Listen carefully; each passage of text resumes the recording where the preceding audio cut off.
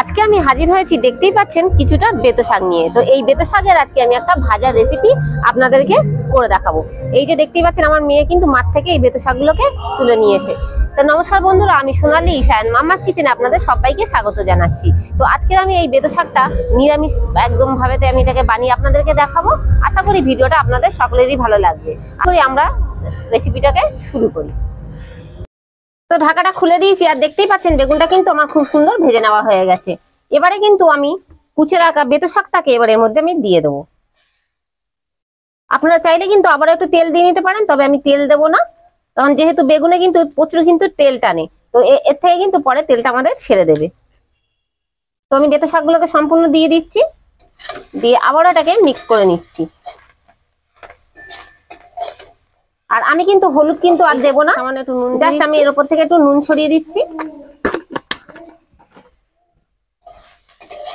দিয়ে এটাকে ভালো করে একটু মিক্স করে নিচ্ছি। আর এই সময় কিন্তু গ্যাসের ফ্লেমটাকে কিন্তু আমি মিডিয়ামে দিয়ে রেখে দিয়েছি, দিয়ে শাকটাকে একটু মিক্স করছি।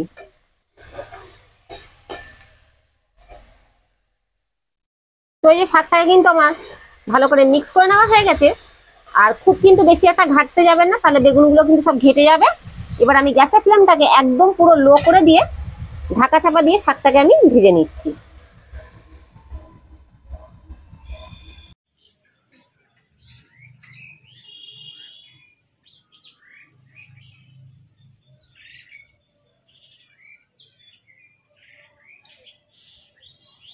তো এই যে ঢাকাটা আমি খুলে দিয়েছি, শাকটা কিন্তু আমার ভাজা হয়ে গেছে। আর দেখতেই পাচ্ছেন বেগুনগুলো কিন্তু কত সুন্দর গোটা গোটা রয়েছে।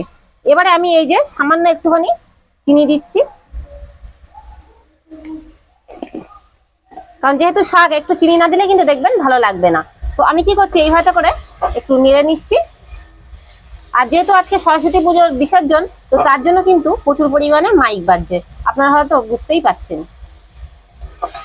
এবার আমি শাকটাকে ভালো করে নেড়ে চেড়ে নিয়ে নামিয়ে নেবো। তো এই যে আমার তৈরি হয়ে গেছে আজকের বেতো শাক ভাজা। আসুন আমি আপনাদেরকে পরিবেশন করে দেখাই।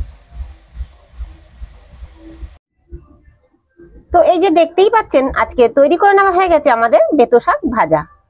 আশা করি আমাদের রেসিপি আজকে আপনাদের সকলেরই ভালো লেগেছে। আর আমাদের রেসিপি যদি আপনাদের ভালো লেগে থাকে, অবশ্যই একটি লাইক, শেয়ার এবং কমেন্ট করে দেবেন। আর কমেন্ট করে জানাবেন যে আমাদের ভিডিওগুলো আপনাদের কেমন লাগছে। তো আজকের মতন ভিডিওটা এইটুকুনি, আবারও দেখা হচ্ছে নতুন এপিসোডে। ততক্ষণ আপনারা সবাই সুস্থ থাকবেন, ভালো থাকবেন এবং আশেপাশের পরিবেশকেও ভালো রাখবেন। ধন্যবাদ।